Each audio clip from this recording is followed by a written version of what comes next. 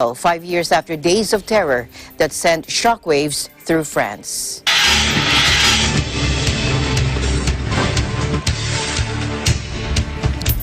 A former school teacher who became the top torturer for Cambodia's genocidal Khmer Rouge regime, overseeing the deaths of around 15,000 people, died on Wednesday at the age of 77. Kaing Guek, better known as his alias Doik, has served as the head of the infamous Tuol Sleng prison and was later convicted of crimes against humanity by a UN-backed war crimes tribunal for his role in the Killing Fields regime. Born in 1942, the former mathematics teacher became the Khmer Rouge's top interrogator when the ultra-Maoist regime was in power from 1975 to 1979. Doik oversaw the torture of thousands of men, women, and children in a neighborhood high school that was converted into a detention center, extracting false confessions from his victims and sending them to their deaths on the outskirts of the capital Phnom Penh. Doik was the first member of the Khmer Rouge to face judgment before a war crimes tribunal in Cambodia and was sentenced to life imprisonment in 2012. Some 2 million people were believed to have died during the 4-year rule due to starvation, forced labor, and mass executions in detention centers across the country. Flights were grounded in South Korea and storm warnings issued on both sides of the Korean peninsula as the typhoon, forecast to be one of the most powerful in years, made its approach Wednesday. More than 300 domestic departures were canceled as Typhoon Maysak churned across waters south of the resort island of Jeju, packing gusts of up to 162 kilometers per hour. Take a look. 오늘 오전부터 각동 직원들이 나와가지고 태풍을 대비하여 물 넘치는 곳을 막기 위해서 각동 직원들이 다 나와서 각 동에 4,000개씩 그렇게 만들고 있는 중입니다. South Korean Prime Minister Chung Se-kyun said that the storm was forecast to be similar in strength to 2003's Typhoon Maysak, which left 131 people dead and more than 4 trillion won, or $3 billion in damage. Now, Maysak, named after a Cambodian tree, was predicted to make landfall late Wednesday west of Busan on the southern coast and then make its way up the eastern side of the peninsula before heading northwards into the Sea of Japan, known as the East Sea in Korea. It was forecast to make landfall again on Thursday near North Korea's industrial city of Chongjin. Natural disasters tend to have a greater impact in North Korea due to its creaking infrastructure, and the country is vulnerable to flooding as many mountains and hills have long been deforested. Pyongyang state media said authorities had taken urgent measures to minimize the damage. Now, earlier, Typhoon Maysak battered Japan's Kumejima Island. 14 people accused of helping jihadist gunmen attack the French satirical weekly Charlie Hebdo and a Jewish supermarket go on trial on Wednesday. This is 5 years after days of terror that sent shockwaves through France. Take a look. The attacks that began on January 7, 2015, sparked a series of jihadist attacks on French soil, including lone wolf killings by people said to be inspired by the Islamic State group that have since claimed more than 250 lives. Although the 3 assailants were killed by police, prosecutors have rejected claims that the trial will focus only on little helpers suspected of providing weapons or organizational support. Charlie Hebdo itself will mark the event by republishing the cartoons of the Prophet Muhammad, their Prophet Muhammad, that spurred huge protests in many Arab countries and reportedly drove the killers to act. But French President Emmanuel Macron defended the freedom to blaspheme while paying tribute to the victims of the attack. Now, 12 people, including some of France's most celebrated cartoonists, were gunned down on January 7, 2015, when brothers Said and Sharif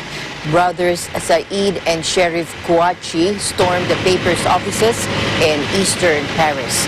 A day later, Amedy Coulibaly, who became close to Sheriff Kouachi while they were in prison, killed a 27-year-old police officer, Clarissa Jean-Philippe, during a traffic check in Montreux outside Paris. And then on January 9, Coulibaly killed 4 men, all Jews, during a hostage-taking at the Hyper Cacher supermarket in Paris. He recorded a video saying the 3 attacks were coordinated and carried out in the name of the Islamic State jihadist group. Coulibaly was killed when police stormed the supermarket. The Kouachi brothers were killed when officers carried out a nearly simultaneous operation at the printing shop where they were holed up in the Martin and Gaulle, northeast of Paris. In other news, President Trump has spent much of his days in Kenosha, Wisconsin, touting law and order, his law and order campaign. Now, the city erupted in protest last week after police shot a black man, Jacob Black, in front of his 3 young kids. President Trump toured the burned out stores, praising police while denouncing Democratic officials. Let's listen in. Unfortunately, they had a few days when people wouldn't call us. They didn't want to have us come in. They just don't want us to come in, and then destruction is done. A day early, we would have saved your store. Absolutely. 1 day early. 1 day early. So the governors have to call, the mayors have to call. As soon as they call, the federal government will come in. Violent mobs demolished or damaged at least 25 businesses, burned down public buildings, and threw bricks at police officers, which your police officers won't stand for, and they didn't stand for it. These are not acts of peaceful protest, but really domestic terror. To stop the political violence, we must also confront the radical ideology that includes this violence. Reckless, far-left politicians continue to push the destructive message that our nation and our law enforcement are oppressive or racist. They'll throw out any word that comes to them. Actually, we must give far greater support to our law enforcement. My administration coordinated with the state and local authorities to very, very swiftly deploy the National Guard, surge federal law enforcement to Kenosha and stop the violence. And I strongly support the use of the National Guard in other cities, and the same thing would be happening if we did that. You'd have the same thing happen in Portland. Meanwhile, protests broke out in Los Angeles after sheriff's deputy killed a black man. Officials say he resisted arrest. The man, identified as 29-year-old Dijon Kizzy, was riding his bicycle when deputies tried to stop him for a code violation. Police say Kizzy ran away, and when deputies caught up to him, he punched one of them in the face while dropping a bundle of clothing containing a gun, and deputies opened fire. He was pronounced dead at the scene. Dozens of people swarmed to the scene and peacefully marched along with a caravan of cars to the sheriff's station nearby as a police helicopter hovered overhead. Let's listen in. Creative change. We want justice, and we want it now. We want murder charges, and we want them now. For the police department for brutally killing my nephew in cold blood. He had no weapons, no weapons. He was shot. He was murdered brutally. 2 officers emptied their whole complete clip into my nephew's back, and he had no weapons. It has to stop. Issue. The person who was killed today was killed over a biking violation.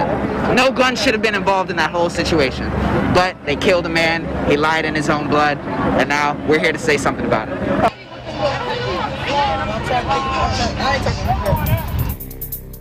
In other news, Scotland imposed fresh restrictions on the city of Glasgow after a rise in coronavirus cases, as similar local lockdown measures elsewhere in Britain came under criticism.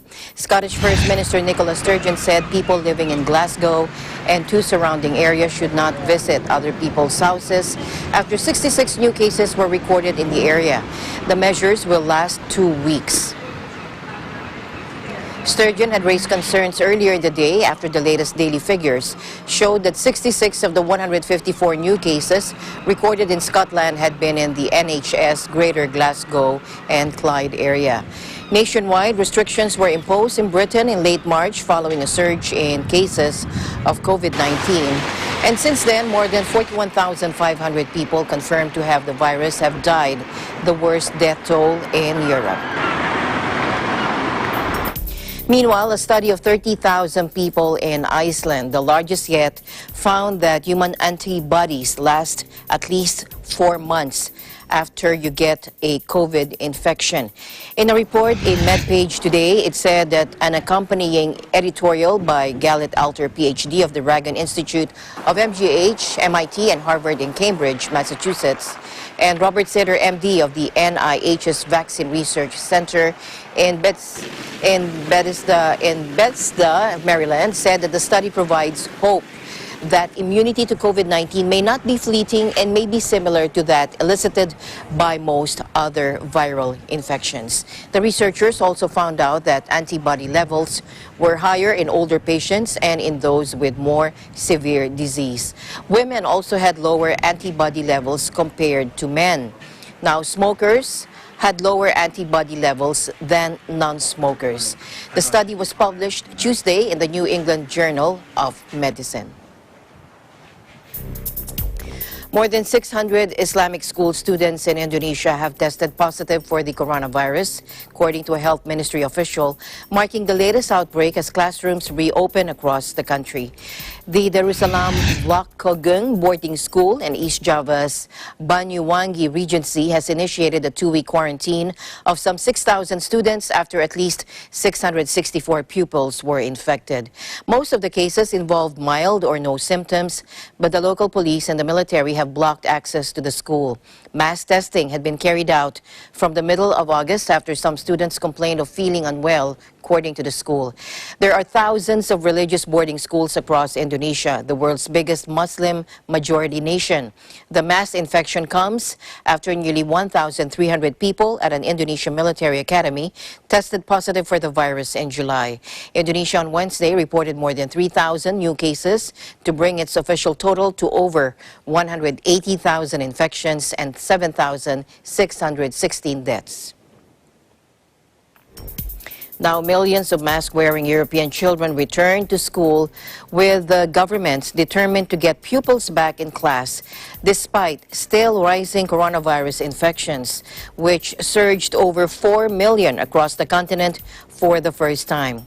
Now, hundreds of children returned to school in France and Belgium after several months of coronavirus shutdown. Let's listen in.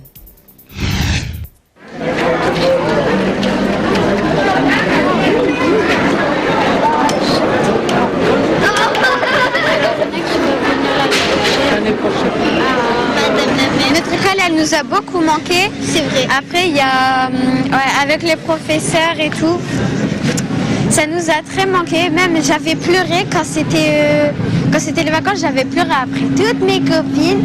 J'avais dit pourquoi je peux pas les voir, je veux rester à l'école.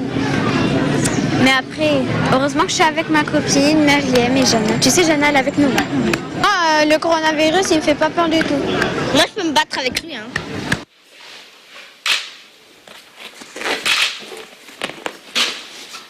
Ma farde, un bloc de feuilles et mes trousses.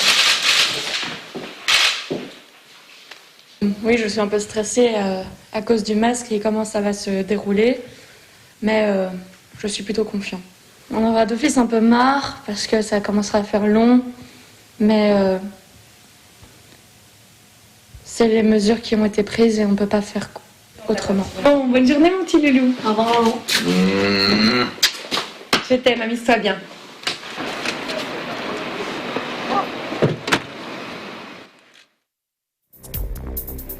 To the United Kingdom now, where a representative of a teachers' union, Jerry Glazer, says that teachers are concerned about the possible return of the virus in the coming months. Let's listen in. Anxieties amongst the staff, and there are inevitable anxieties amongst the parents as well. We have done all we can to ensure that schools are COVID secure, that the processes in place have been discussed with the staff, and it's very important that we ensure that they are implemented consistently over the length of this pandemic. What we are concerned about, that if there is a return of the virus locally or nationally, that it could have a detrimental impact on the continuing provision of education. So we want some more assurances for government about additional resources so that maybe more teachers can be employed, maybe other teaching spaces can be identified so that we minimise the potential disruption to children's education. I think the most important thing is that the students come back into the new school environment, which will be very different from the one most of them left, in a way where they can understand why the changes have been put in place, that they are reassured about the school environment, and teachers are going to have to get the kids back into the way of learning. That will take some time, and they're going to have to make adjustments for that to happen. So that's very important. I'm afraid professional expectations are a bit low at the moment, because we've seen some of the performance of government being not up to the mark in terms of being decisive and effective, particularly over the attempt to open schools too early in June after they didn't close them down quickly enough in March, but also with the examination system. So there are some reputations that need to be rebuilt in government. But we don't want 5 A policy reversal of face masks sparked fresh questions about the government's handling of the coronavirus outbreak. The government backtracked on its insistence that students in England should not have to cover their nose and mouth when they return to class from next week, amid concern about a rise in new infections. Now the change is being seen as another policy U-turn, just weeks after ministers were forced to scrap the use of an algorithm which gave 17 and 18-year-olds lower than expected exam grades. Prime Minister Boris Johnson's drive to reopen schools has put him at odds with teachers' unions and local governments, which generally accept that schools should reopen, but argue that Britain's system for testing and contact tracing is not robust enough to cope with the outbreaks that are almost certain to follow. Now, France slams United Kingdom's intransigent approach on Brexit. Let's see what that means. Joining us live from the United Kingdom, here's Graham Thomas. Hello, Graham. Good afternoon, Alma. How are you? I'm good, doing good. How are you doing? Thank you. Not too bad, thank you. You're right, as we start to reset to the new normal here in the United Kingdom, we return to talks between Britain and the European Union on a final settlement for the UK departure from the bloc, which are not progressing well due to London's intransigent and frankly unrealistic approach. French Foreign Minister Jean-Yves Le Drian charged on Monday.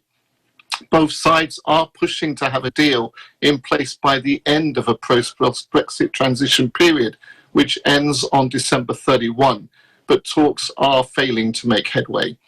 Negotiations are not advancing due to the intransigent and frankly unrealistic attitude of the United Kingdom, Le Drian said in a speech to French ambassadors in Europe alongside German counterpart Heiko Maas. His downbeat assessment is the latest in a succession of negative comments by top figures within the EU about the progress of the talks. EU's chief negotiator Michel Barnier said on Friday at the close of the 7th round of trade talks that a deal was looking unlikely, with discussions stuck on key issues, including fishing rights and competition rules. Hundreds of negotiators met over several days in the Belgian capital, with both sides acknowledging a sliver of progress on technical issues, but not on the main obstacles. Those who are hoping for negotiations to move swiftly forward this week will have been disappointed, Barnier told reporters after the talks ended on Friday. His UK counterpart, David Frost, countered that Brussels' insistence that London meet EU demands on state aid and fisheries policy before work on other areas made it unnecessarily difficult to make progress. Britain left the EU in January this year, nearly 4 years after a landmark referendum to end almost 50 years of European integration. The Europeans are calling for a final post-transition agreement by October, leaving just 2 more months to find common ground. If no deal is struck, ties will default to minimum standards set by the World Trade Organization, bringing higher tariffs and making onerous demands on business, which threatens chaos on the cross-channel border. Back to you, Alma. All right, thank you very much, Graham, for that update. Looking forward to more updates there in the United Kingdom. Thank you for joining us today. Thank you, Alma. Thank you. This is Graham Thomas reporting for EBC in the United Kingdom. We live in interesting times. Now, Human Rights Watch said that frontline staff battling the coronavirus in government-held areas of Syria are dying in growing numbers for want of personal protective equipment. It reported multiple deaths of doctors in August from COVID-19 related symptoms, many of which did not appear in government figures because no tests were carried out. And before we go on a break, it might seem like a flight of fancy, but a Japanese firm says it is one step closer to making flying cars a reality after testing a drone-like prototype. Take a look.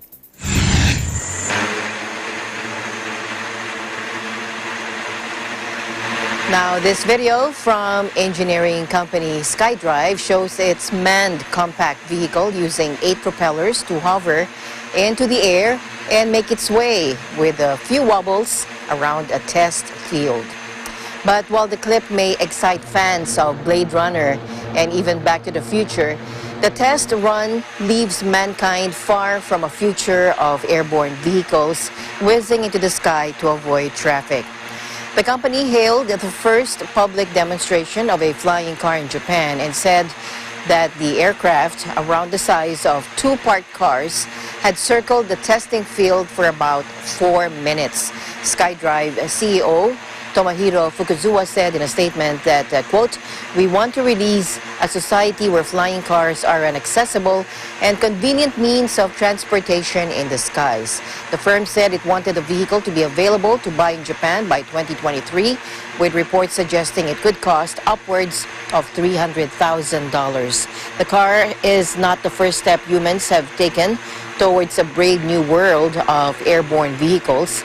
Volocopter had already tested its battery-operated 2-seater taxi elsewhere around the globe, but the Singapore trial was the first in the heart of a city. Now, several other companies are working on similar projects, including Boeing, Airbus, Toyota, and Hyundai. A German company tested a flying taxi in Singapore in October, saying also that it hoped its invention, also shaped like a big drone, would revolutionize travel in traffic-choked cities. Eagle News will be right back.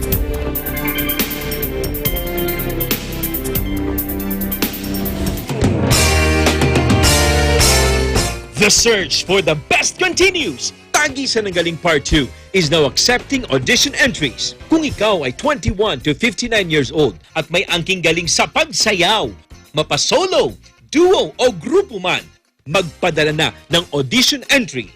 Narito ang mga guidelines.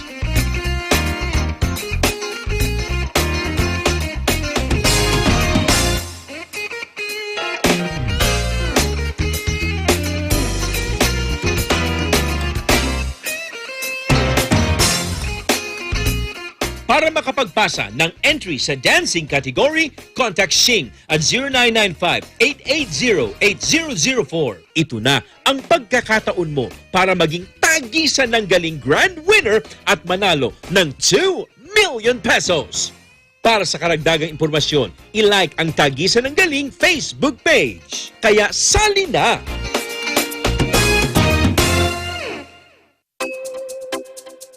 The New Era University, in its 45th year of excellence, discipline, and service to humanity, will offer online education all levels beginning this first semester academic year 2020 to 2021 through the NEU Virtual Learning Environment, or NEU VLE. New Era University offers a complete basic education cycle from kindergarten up to senior high school, offering all strands.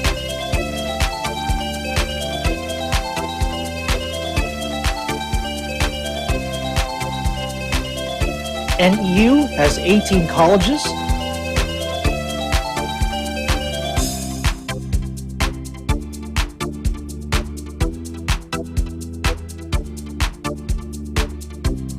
and 2 graduate schools. It also offers ALS and ETF. Best of all, NEU has the most affordable tuition fees among private universities in the Philippines. NEU is at Quezon City, the city of San Fernando, Pampanga, General Santos City, South Cotabato, Lipa City, Batangas, and Pinugay, Baras, Rizal. New Era University is under the stewardship of Dr. Dilo L. Rosas. What are you waiting for? Be part of the new normal. Enroll now. Classes start on October 5, 2020.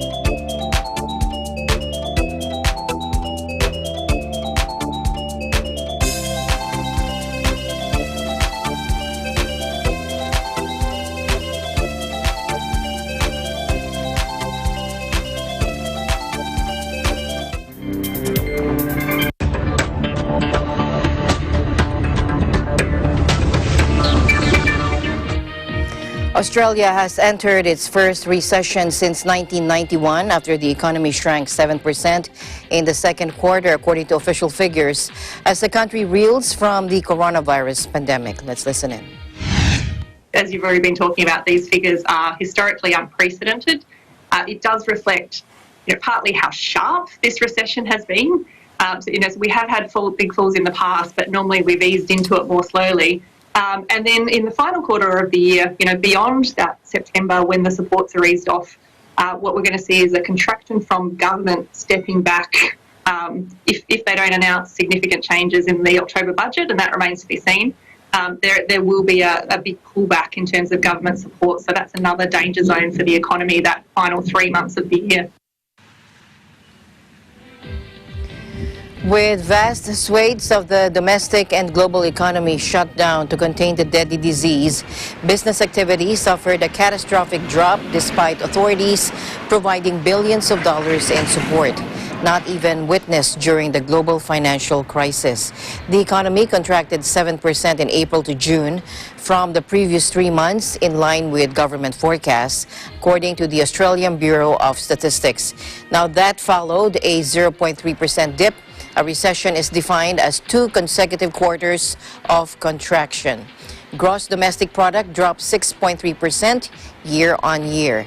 The June quarter saw a significant contraction in household spending on services as households altered their behavior and restrictions were put in place to contain the spread of the coronavirus, according to ABS Head of National Accounts, Michael Smids. Hours worked fell almost 10%, while cash payments of social benefits rose more than 40%, both records, while imports and exports were also down. The country was already reeling from a prolonged drought and massive bushfires that rattled the economy before the disease struck. The contraction was given. Now, why it was, I think all of us know. Brazil's economy, the biggest in Latin America, contracted by a record Oxford University analysis.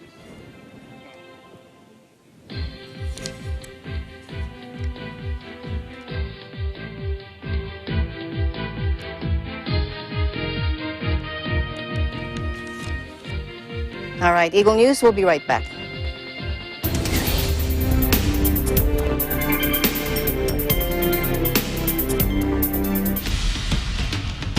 Accurate and fair reporting.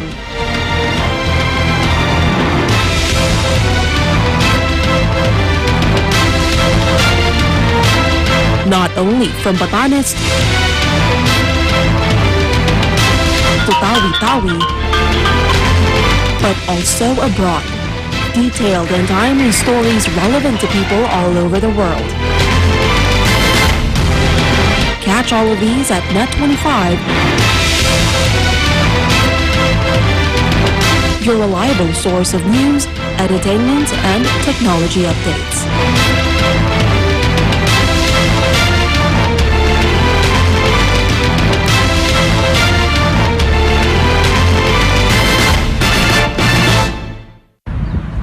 Ein sonniger Tag heute hier in Berlin vor dem Bundestag. Ich bin Irene Juliet Arzadon und möchte diese Gelegenheit nutzen, um ein paar Worte mit euch zu teilen. An alle Menschen da draußen.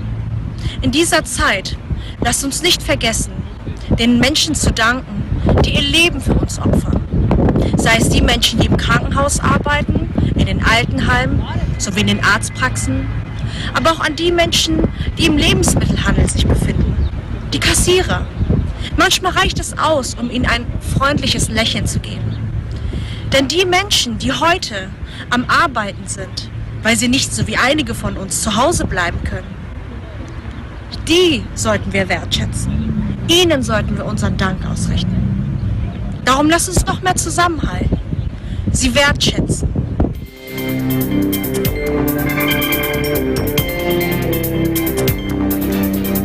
Welcome back. Brazil's economy, the biggest in Latin America, contracted by a record 9.7% in the second quarter of 2020, plunging into recession as coronavirus lockdowns hit home, according to the official statistics agency. Take a look. Now, the drop was larger than economists had forecast by about half a percentage point.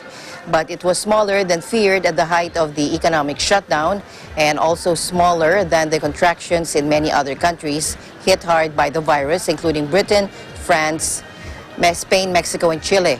The question now is what the rest of the year has in store for Brazil, where the virus is still wreaking havoc and room is running out to continue the huge government stimulus spending that has softened the blow so far.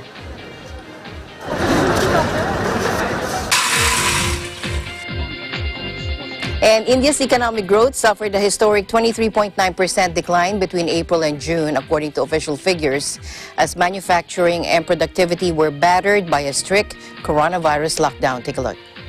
Nothing happened in the month of April other than the contraction was given.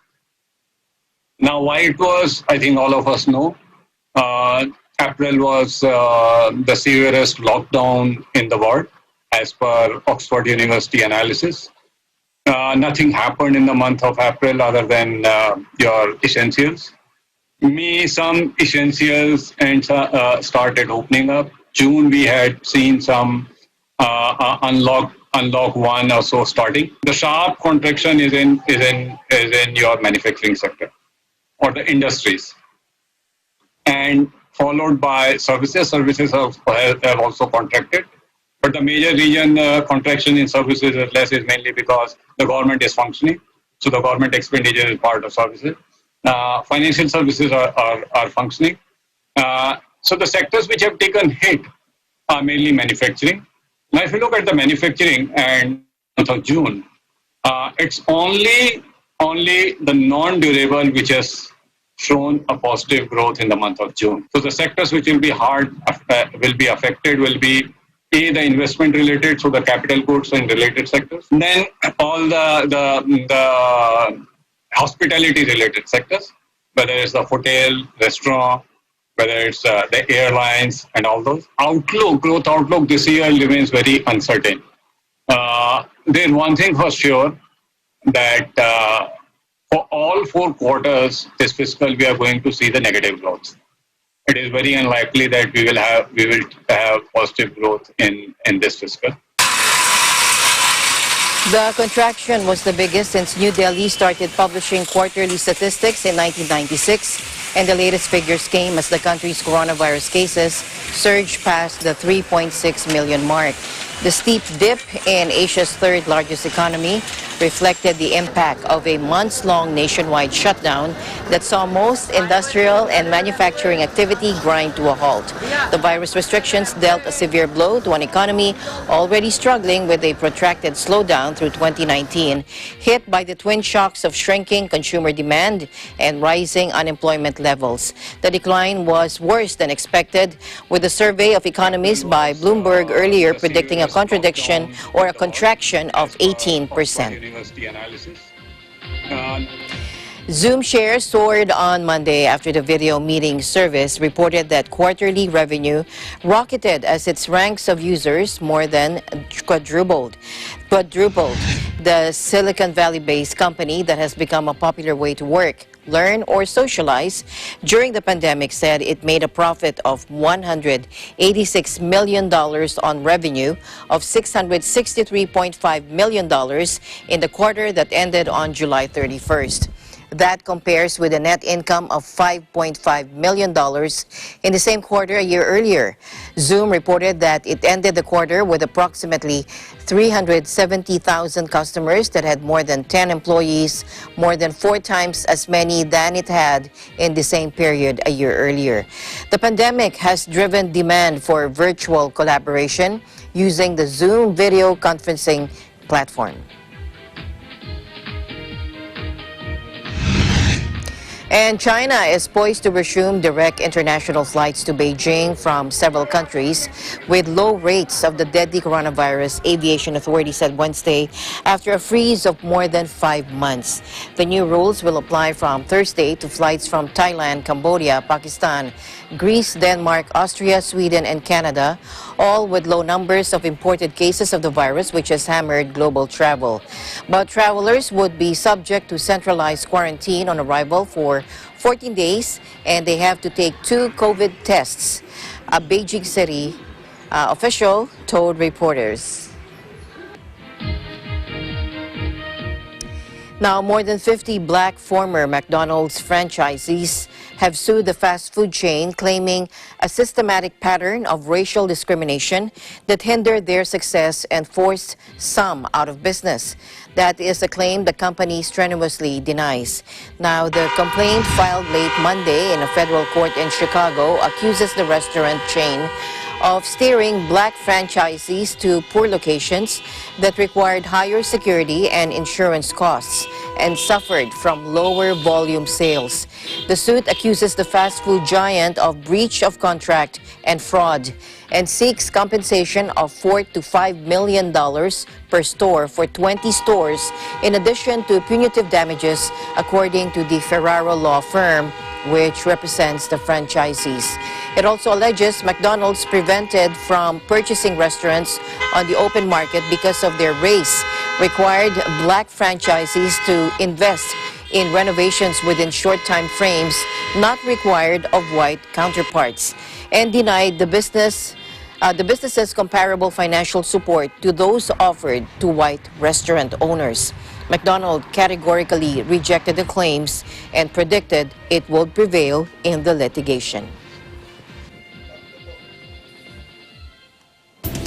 Eagle News will be right back.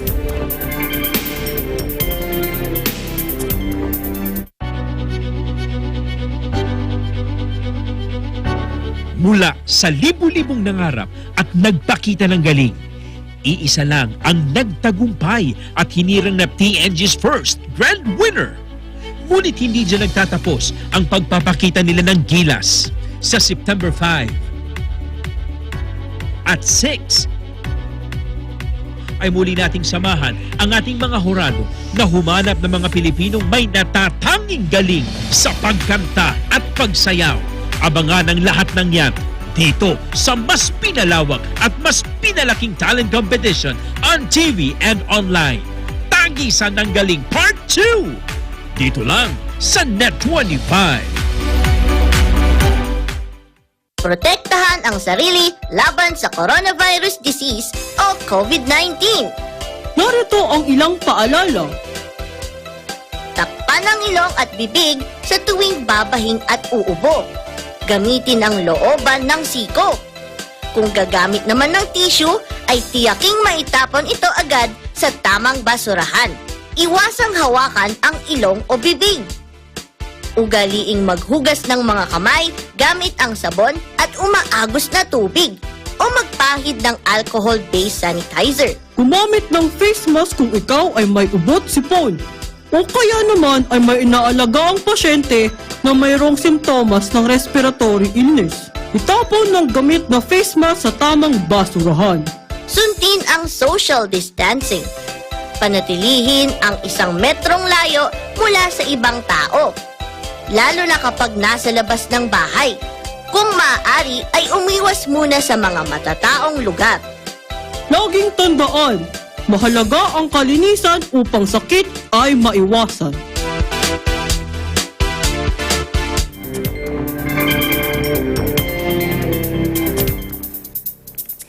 Welcome back. Chinese Foreign Ministry spokesperson Hua Chunying rejected a United States Pentagon report that claimed the Chinese military is pressing to double its 200-plus nuclear warheads within a decade. Take a look. 美国国防部的这个报告呢，同以往的类似的报告呢，都是一样，罔顾事实，充满了偏见，对中国的国防建设妄加评论。 蓄意的歪曲中方的战略意图，中方对此坚决反对。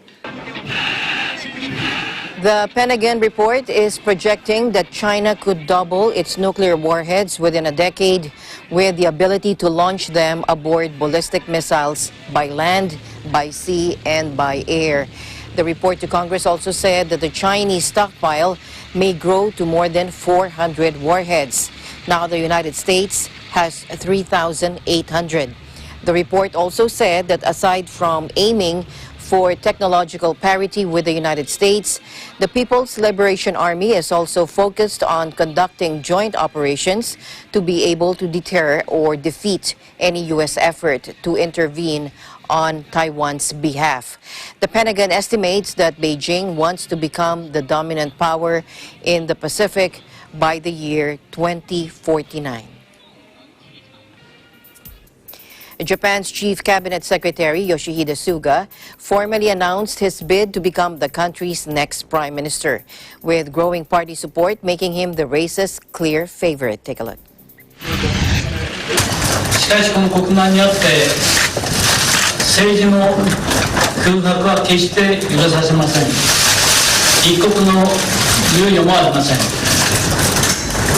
安倍総裁が前線前例を傾けて進めてこられた取り組みをしっかり継承し、さらに前に進めるために私の持てる力をすべて尽くす覚悟であります。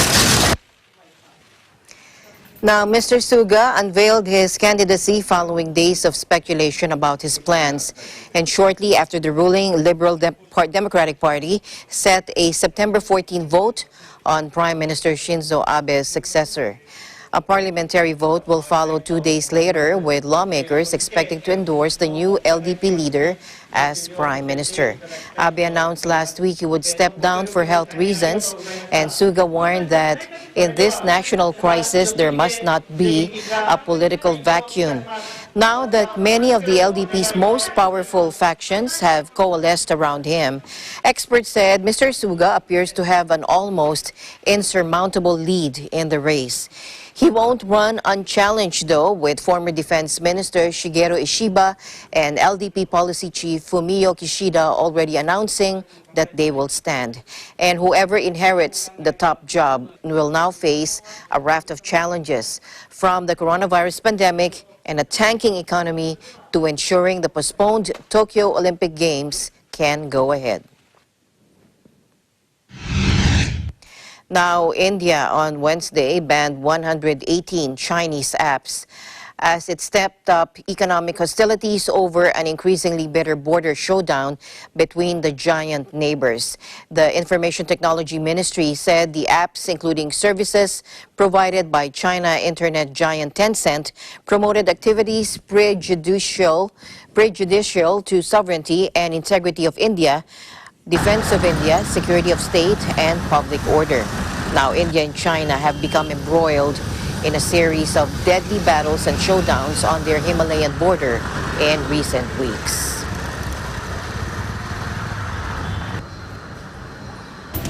Eagle News will be right back.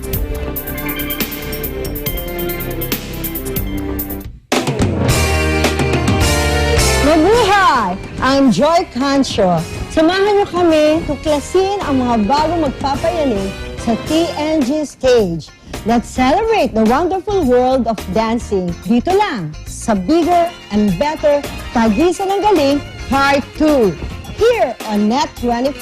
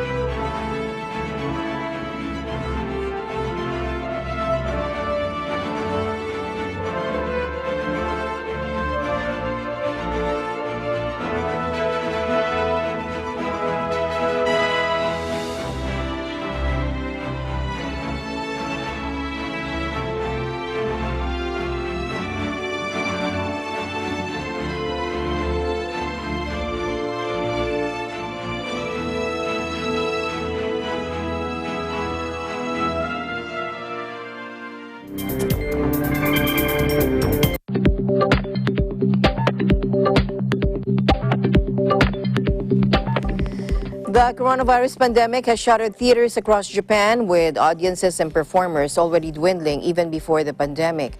Some in the industry of traditional Japanese play fear the virus may sound the death knell for an art considered one of the oldest extant theater forms in the world. Take a look.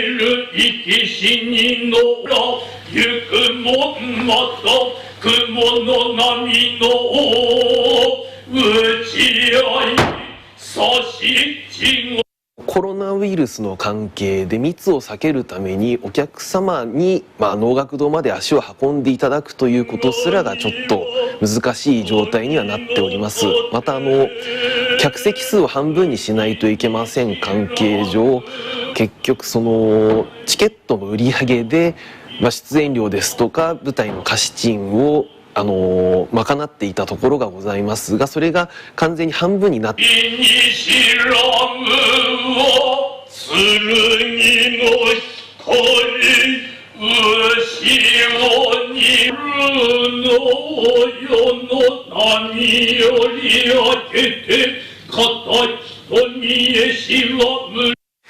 こういう時代も今こういうスタンダードのものも大事ですけども、例えばこれをもっと一般にアピールするために、例えばプロジェクションマッピングとか、そういった新しいものと融合させて新しい観客層を引き入れるとか、そうすれば野外の広い会場でやることも可能になるから観客層を増やすこともできる。そういったものがだんだんに増えてこないと能というものはやっぱり尻すぼみになるだろうなと。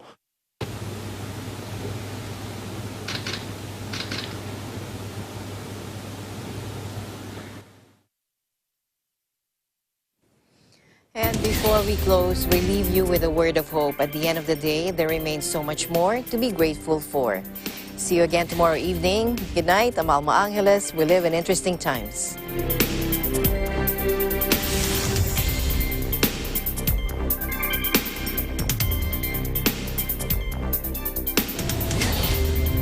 Mula noon hanggang ngayon, gabay natin ang MTRCB ratings sa matalino at responsableng panonood.